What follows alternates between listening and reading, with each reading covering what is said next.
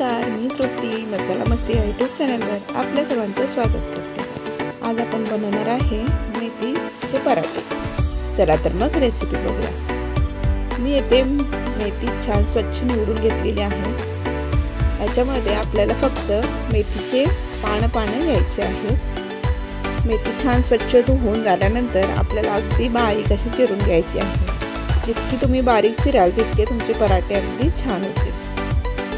त्यामध्ये आता आपण घालूया 1 चमचा तेल आणि हे तेल आपल्या या मेथीच्या भाजीला चांगलं चोळून घ्यायचं आहे आणि त्याचा रस आणि तेल असं एकत्र करून घ्यायचं आहे। यामध्ये आपण घालणार आहे 1 चमचा आलं लसूण व मिरचीची पेस्ट। त्यामध्ये घालूया 1 चमचा गरम मसाला, 1 चमचा जिरे पावडर व 2 चमचे धने पावडर आणि हे सर्व मसाले पुन्हा या भाजीला आपल्याला चांगलं चोळून घ्यायचं आहे।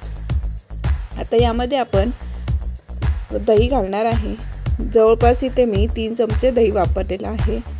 हे दही अगदी फ्रेश असं दही वापरलेलं आहे। जर आंबट दही असेल तर थोडं प्रमाण कमी करा।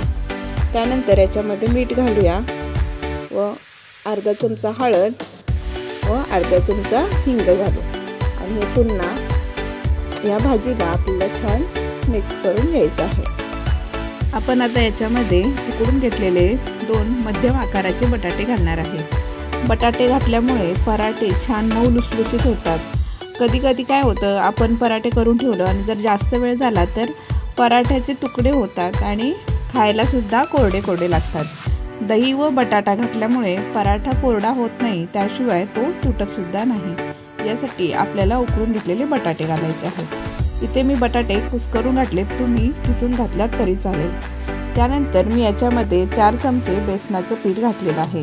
हे पीठ सुद्धा छान याच्यामध्ये मिक्स करून घेऊया आणि मग सर्वात शेवटी ह्याच्यामध्ये घालणार आहे मी 1 वाटी गव्हाचं पीठ।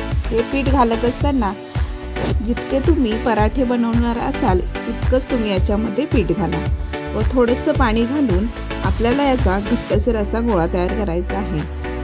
आपण जसं चपातीचं पीठ भिजवतो त्या पद्धतीने आपल्याला हे पराठ्याचं पीठ भिजवून घ्यायचं आहे आणि सर्वात शेवटी याच्यावर थोडंसं तेल लावून पुन्हा मळून आपल्याला जवळपास 10 ते 15 मिनिटांसाठी असंच बाजूला ठेवून द्यायचं आहे।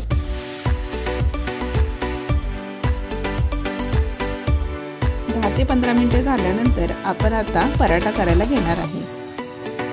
पिठाचा थोडासा गोळा घेऊन जशी आपण चपाती लाटतो त्याच पद्धतीने आपल्याला हे पराठे लाटून घ्यायचे आहेत। मी आता व्हिडिओत जसं दाखवते त्याप्रमाणे पराठा तयार करून घ्या।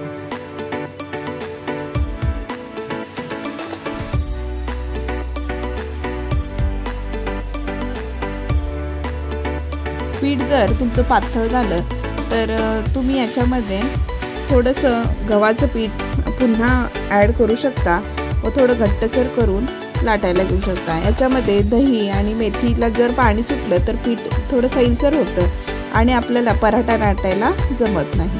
तेव्हा तुम्ही थोडंसं गव्हाचं पीठ ॲड करून थोडंसं पीठ घट्ट करून घ्या आणि मग पुन्हा लाटायला घ्या। तुमच्या आवडीनुसार पराठे तुम्ही छोटे किंवा मोठे करू शकता। मी इथे मीडियम साईजचा पराठा करून घेत आहे। सर्व बाजूनी सारखाच असा लाटून मी पराठा तयार करून घेतलेला आहे। अगदी जाड सुद्धा केलेला नाही तर अगदी पातळ पण करून घेतलेला नाही। आपला पराठा लाटून तयार आहे। आता आपण हा भाजून घेऊया। गॅसवर तवा गरम करण्यासाठी ठेवला होता। तवा अगदी चांगला गरम करून घ्यायचा। त्यानंतर मीडियम गॅसवर आपल्याला पराठा भाजून घ्यायचा आहे। त्याच्या आधी थोडंसं मी तेल टाकलं आणि मग पराठा टाकून घेतलेला आहे। पराठा टाकल्यानंतर त्याचा थोडा कलर चेंज झाल्यानंतरच आपल्याला हा पराठा परतून घ्यायचा आहे। पराठा नेहमी भाजत असताना मीडियम गॅसवरच भाजून घ्या। फास्ट गॅसवर जर भाजलं तर त्याचा कलर चेंज होतो, त्याशिवाय ते चिकटतं, तव्याला चिकटून राहतं आणि टेस्टला सुद्धा बरोबर लागत नाही। थोडा खरपूस असा मंद गॅसवर किंवा मीडियम गॅसवर तुम्ही पराठा भाजून घ्या।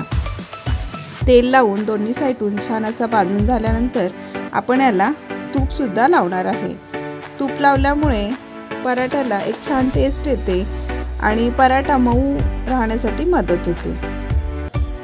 अशा पद्धतीने मी येथे पराठे भाजून घेणार आहे।